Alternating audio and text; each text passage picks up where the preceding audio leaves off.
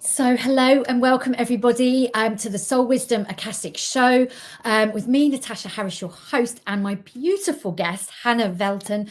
And we're going to be talking today about rebirthing into your business that you were absolutely born to lead. I am so excited to have this conversation with Hannah, and she's going to introduce herself in a second. But just for those of you that don't know me, I'm Natasha Harris, and I work with conscious business owners to really supporting them to take their business to the next level of leadership and impact in the world, so that we can have a thriving business that we absolutely love. So, and I'm live here every Wednesday at 4 p.m. UK time, doing meditations, activations, topics, and interviewing incredible people to show people exactly how we can implement these things in our lives. So welcome, Hannah. I am so delighted. Hannah and I go back quite a way. We've got quite a relationship, and I'm so glad. I'm so glad to welcome you here today and join me for this conversation. Oh, it's wonderful to be here. Thank you for inviting me. Yeah, you're very welcome. So tell people a quick intro to yourself and what you and who you are and what you do. Okay, well, I'm Hannah Velten. I'm a spirit medium, I'm a grief healer, and I'm a way shower. And the other person who you can't see who's with me, who is an energy now, is my brother in spirit, Christian, or Chris. And we now work together to help heal and transform grief in the world. Yeah, That's basic. Yeah, amazing, incredible work. So it's like, I love your story, Hannah, and how you've evolved into doing this work and finding Chris and everything else. So if you're watching us live, give us a wave, give us a heart, let us know where you're watching us from. And if you've got any questions for Hannah and or Chris, then let us know. And if you're watching the replay, type #replay and do let us know if you've got any questions and we will come back to it. So Hannah, tell us a little bit about how you came to be doing the work you're doing. Well, it kind of really goes back to 2003. My brother Chris went missing in Africa, in Mali, in 2003. He was on an expedition, solo expedition. I mean, we warned him so many times, but he carried on. He was on a expedition for 6 months, planned 6 months, following in the footsteps of a Scottish explorer called Mungo Park. And he was just marking Mungo's bicentenary, like the walk, and to see how the difference between then and now. He disappeared without a trace, and we had so many search parties and searching for him for about 2.5 years, and he literally disappeared off the face of the earth. And I sat in my grief. We all sat in our grief for 12 years, completely not knowing what to do. We always thought, well, no news is good news. When you have a missing person, you just always have that hope that they're suddenly going to walk through the door. But it became very obvious to me that I needed to tell his stories. Like, it became so obvious that we as a family knew part of his story, but his friends particularly held all the other parts of his story, and I was very keen to pull those stories together. And so my husband and I, I met just after Chris had gone missing. Like, we actually got together just after Chris had gone missing. So Chris never knew him. But I'm fully aware now that there were things happening to make us come together. So I was very much wanting to get Chris's story together. Really, I was inspired by that to start our business, which was Red Letter Books. And my husband and I, who's a designer, book designer as well now, he and I started to create autobiographies, like memoirs for people. And I would do the ghostwriting. I mean, I'm a writer, and I have been for quite a long time, over 20 years, and I've got books published, and always a reporter on magazines and things. So that was my side. My husband was background in that. My husband was the designer. So we actually created the first memoir was actually of our dad. And it was such a beautiful process. And in that time, Dad and I talked about Chris going missing. It was a really good opener, actually, to talk about how we were all feeling and looking back over his life. So we had a record of Dad's life. And we wanted to then, we thought we could do this as a business. So we started doing this for the public. And we just started getting people coming towards us. Yeah. And Incredible. I kind of became I was just expecting to just write people's stories, but it actually became, I was the therapist slash essentially I was in training for what I'm doing now. Yeah. Without even realizing it. I was getting, people were coming to me with a story to tell. Usually there was a huge grief that had triggered it, like they'd lost their soulmate.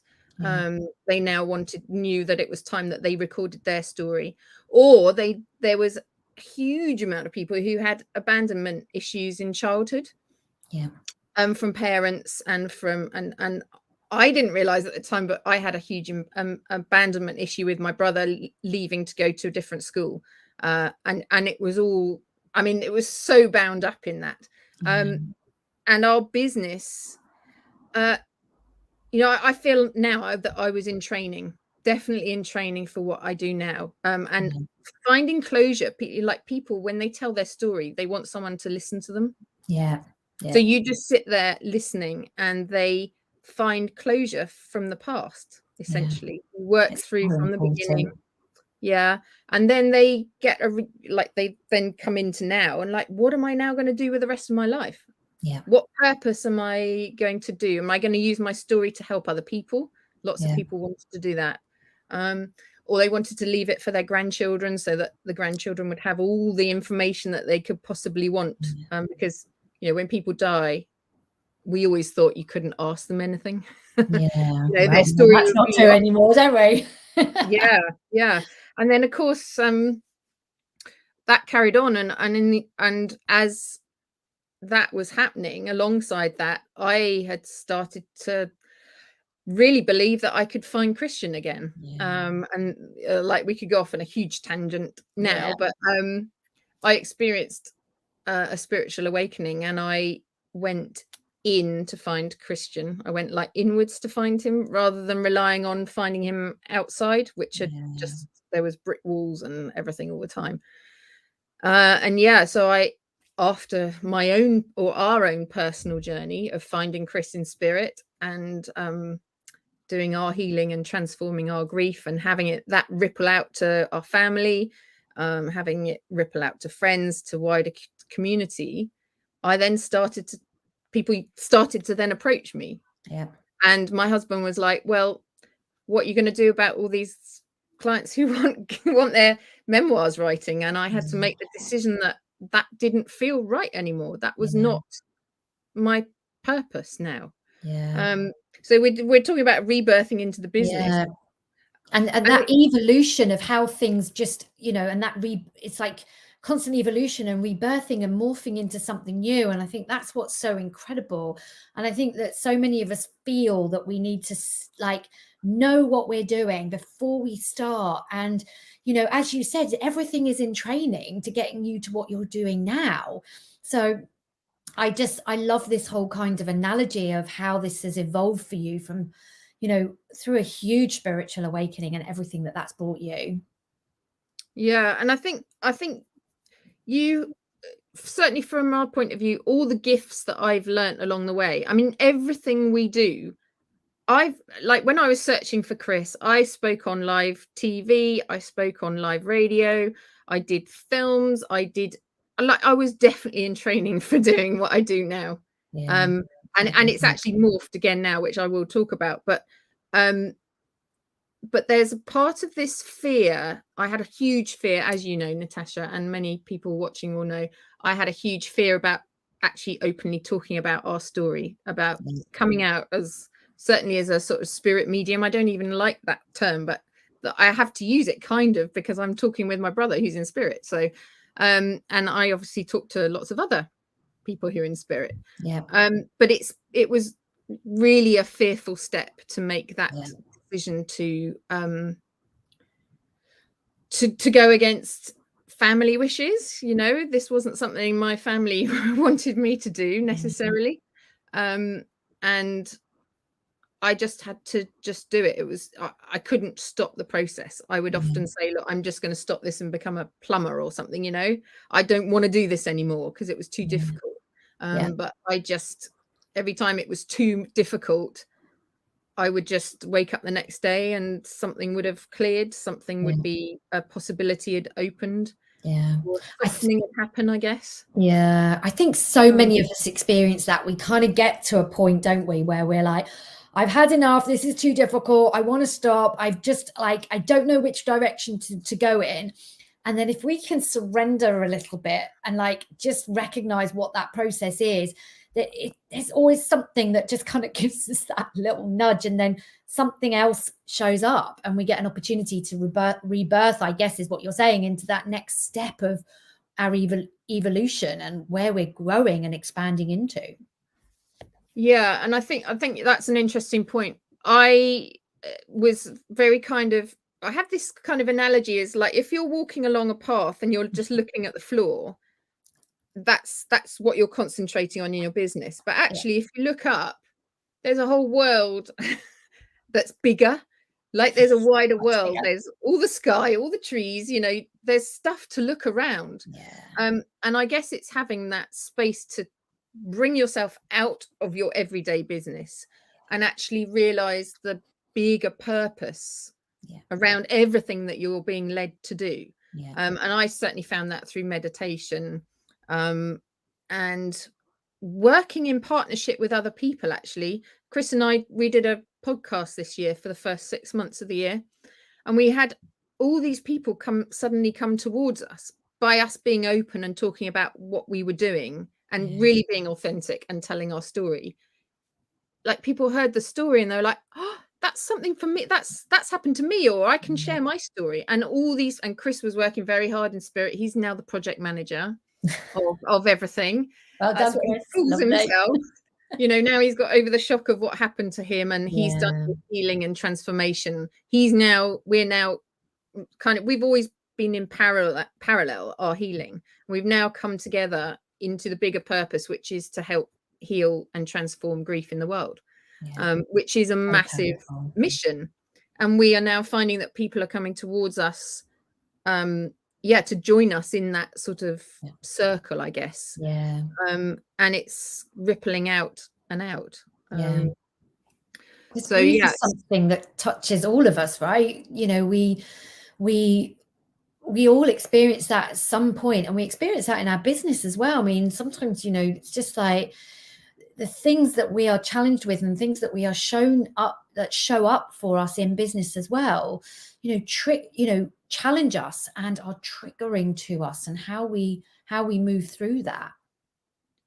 I think I mean, there are so many levels of grief. I mean, Chris and I, and working with you, Natasha, you'll know we've had generational grief, we've had past lives grief, we've had like you know, we're not unique in having grief, but I think ours, we've explored so much much of it that we can now help other people with it.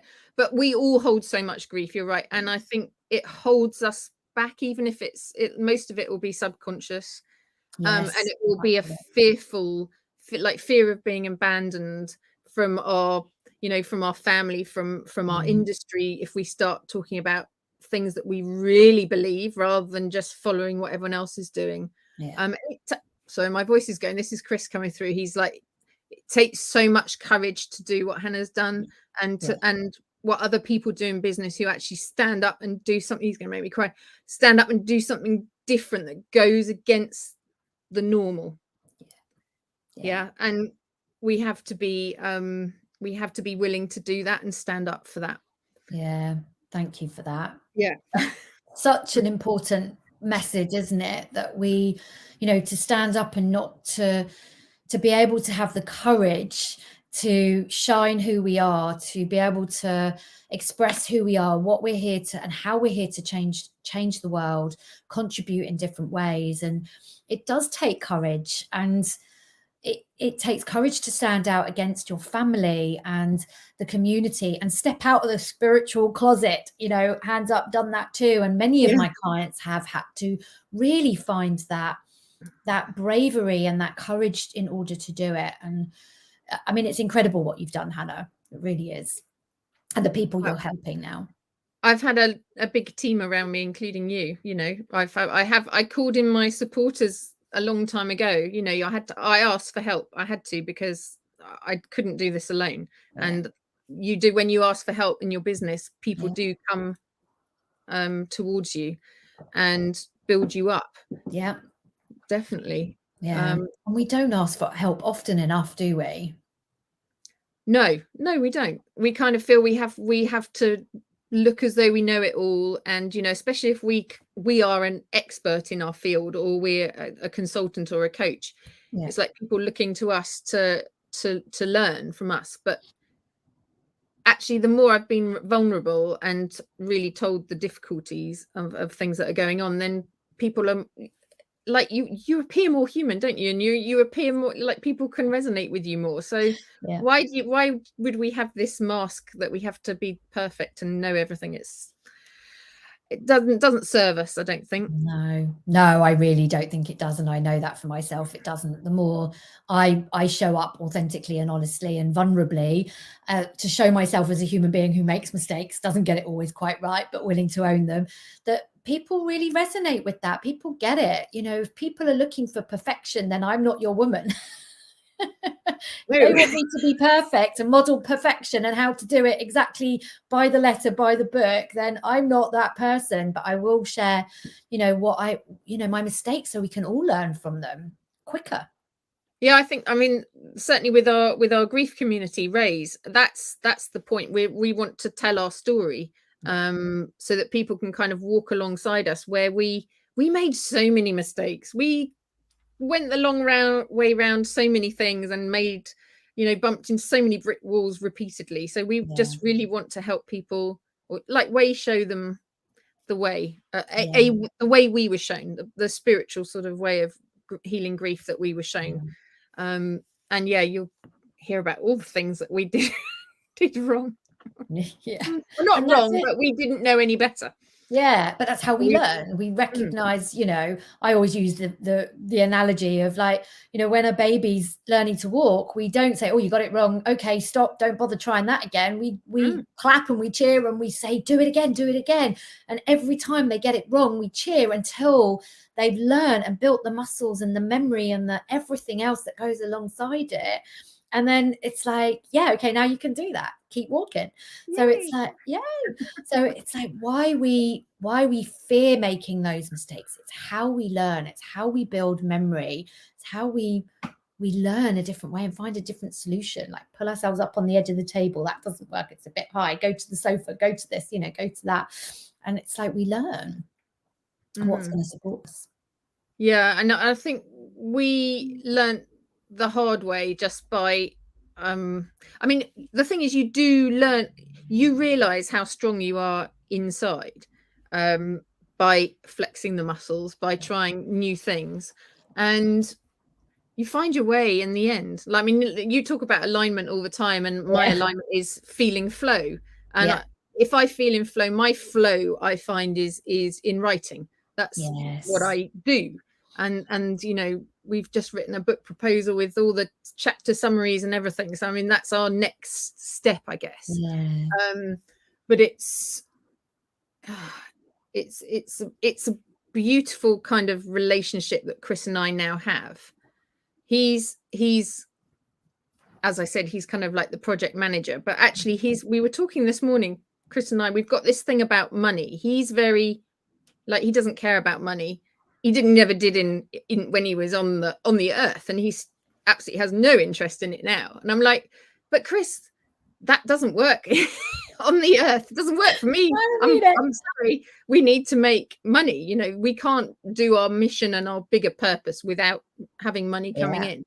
So actually this morning, Chris and I, we actually kind of did a sort of agreement. We both signed, obviously meditation, but we both signed it to, like, we are kind of, today actually marks the kind of rebirth of our business now. So powerful.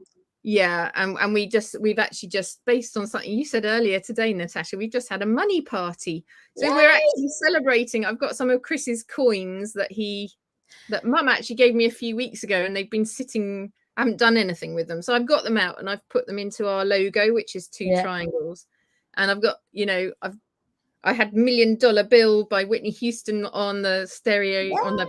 So dancing around to that, we had a money party in there with a candle and the names of our businesses, because obviously the business I have with my husband, plus Raise, which is our online community, and investments that I've got from Chris's money, and we now have to work in partnership. We have to get that money block out of the way to start really on our mission. So today is very significant. So I'm glad we're kind of recording this. Yes, it's really, really, what perfect timing. And there you go. There's our alignment that everything happens at a reason. We agreed to do this some weeks back, and it's everything has an involvement. Everything has a process. Everything is in a cycle, and we go through those cycles and we come out, that rebirth. It's like kind of cracking out of that extra layer and going, oh, look at this out here. Now we can start seeing what I'm playing in this energy and this frequency and seeing what can occur here.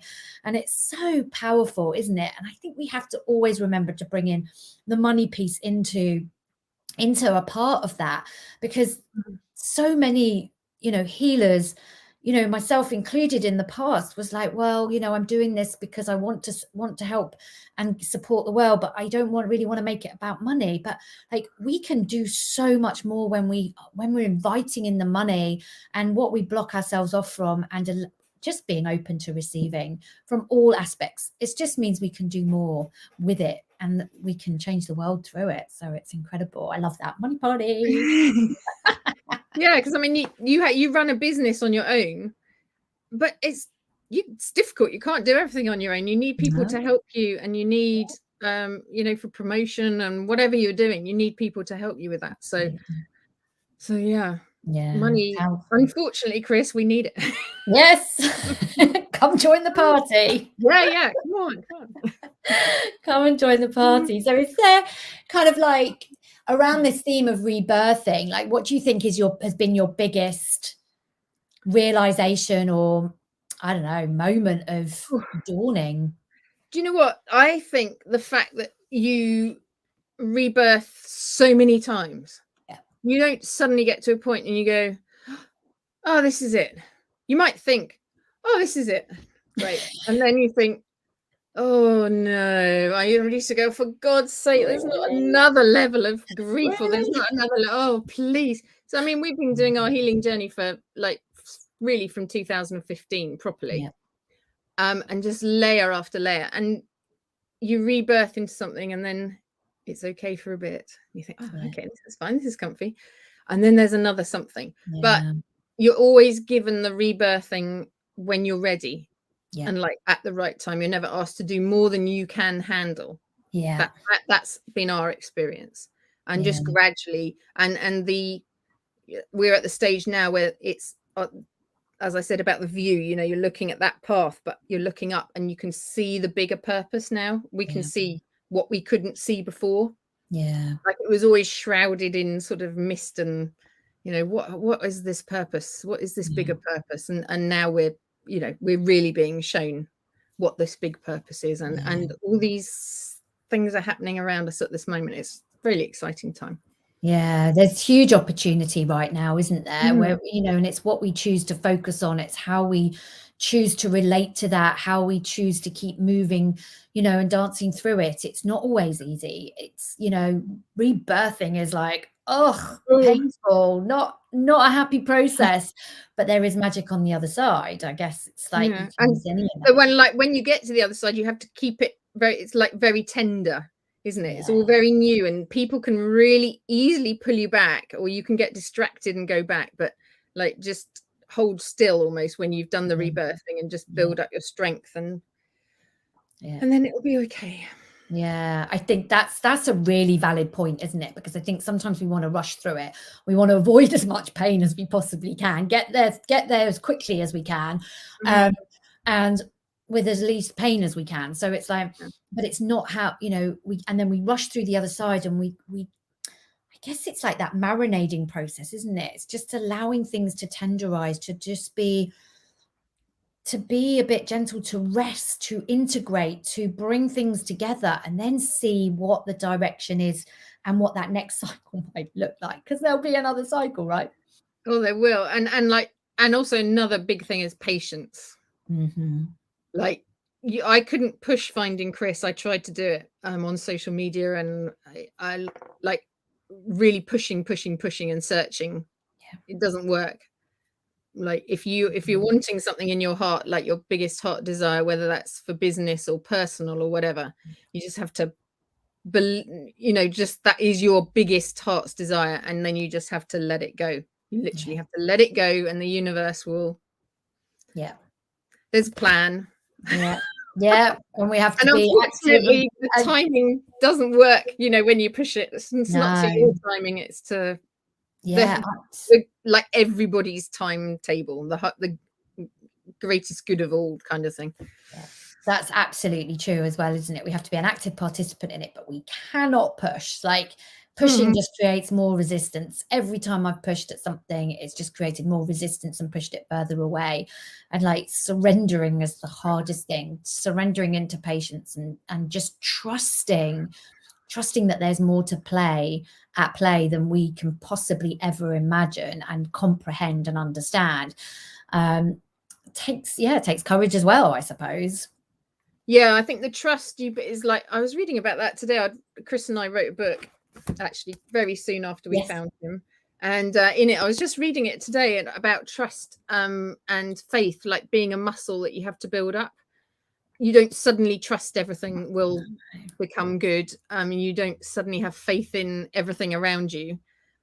You just build it up, small steps, and you have an experience. You think, oh, okay, that was okay. And you just build up more and more in the guides that your spiritual guides that you have. And obviously my trust in Chris, that's grown massively. So trust is huge. Yeah, it is, isn't it? And it's, you're right. It doesn't happen overnight. It's like we have to build the evidence to show that it's safe, show ourselves, I guess, it's safe to trust that there's, it's like, oh, okay, I did that. I trusted, it was okay. Like, let's try that again. And then it's like, again, it's building that memory muscle. It's like, it's okay. We can trust in something that we can't always quite comprehend. And it is magical. I mean, how you've rebirthed and morphed into what you're doing now and supporting so many amazing people and what you've done is like, it's incredible. So like, tell us a little bit about the grief community, about Raise. So Raise is something, so Raise is actually my brother's password, his computer password. And I asked him about it before he left for Africa. I actually said to him, what is your password just on your computer in case I need to know? And he said, it's Raise. And I was like, well, why is that? That's odd. And he said, well, it's better to live raised up than it is to live like down below. And I was like, oh, okay, that's quite profound. Didn't expect that. He's coming through. Don't be so rude. But yeah, so Raise is his password. And it's all about essentially in community, bringing, like, sharing our stories, sharing our experiences so that we can all transform and heal together and find our freedom, find our true selves, live as our true selves, find our business direction maybe and our purpose in life. We've got to a kind of sticking point in business, and we're thinking, like, we've done this, we've made our money, maybe we've kind of got bored with this, there's something else here for me. What's that second purpose? What's that second mountain that I now move my money and my attention and all my experiences out to something much bigger than myself? And that's what we're doing in Raise. But we walk along with everybody. So you might have lost somebody who's in spirit, who you felt was your soulmate, who is still walking with you, and we bring that connection again. That connection can be rekindled as well. And we explore all sorts of fears and all the things that can hold you back. But it's a very supportive community, and we're actually rebirthing it, I guess, on Monday. Monday, what date is that? So the 15th of November, 2021, in case you're watching in the future. Yes, when you're watching us, we're in the past, you're in the future. Yeah, so Raise is the community. It's a request to join community. It's private, so it's, you know, it's away from social media. We're on a totally different platform. It's peaceful. It's like a sacred space. The free sort of main area is communal Raise, and that's where we kind of explore light things.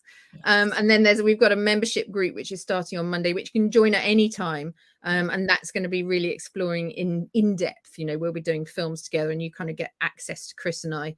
And yeah, it's going to be really healing and transformational for everybody involved. You know, we're going to be working together. It's a community. We're working together to achieve what we really came here to do, and to be free of stagnant grief and everything that's really holding us back. That could be ancestral, that could be past lives, it could be anything. So yeah, anyone who's feeling heavy in the heart, you know, that kind of feeling, we want to bring you back to life, rebirth you. Hey, rebirth there you go. Chris has like got that in right at the end. Yeah, which is like, it's beautiful. You know, it's like when we hold on to that grief, you know, we really stop ourselves from being our fullest expression of really thriving.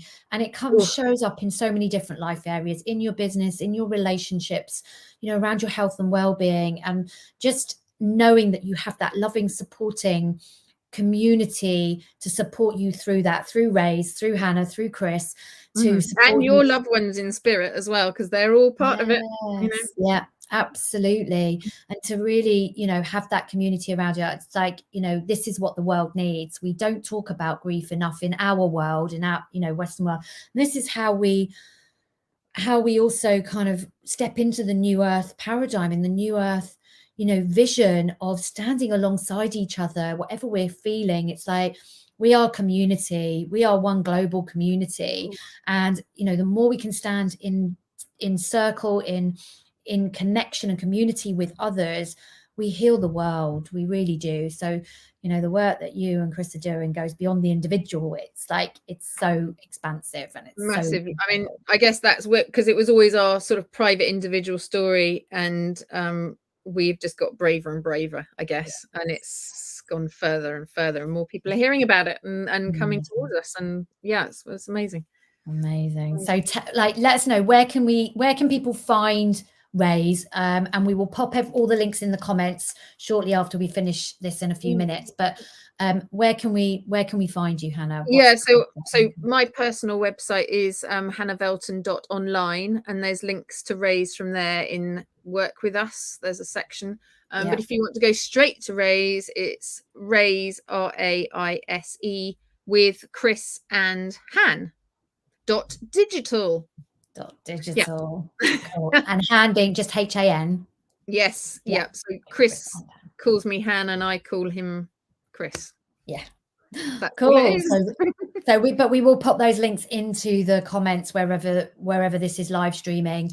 So, and yeah, get in touch with Hannah if you're going through something right now. Reach out to Hannah. Yeah, you know, if you feel you need support in any way, one-to-one, then you do work with people one-to-one as well, don't you, Hannah? Yeah, I do. Yeah. So so I'll join her community. And Hannah, thank you so much for having this really powerful conversation. Thank you. Real joy, as always, to chat with you. Could chat with you forever and ages, but thank you for this. I really appreciate it, and we will be sharing this out.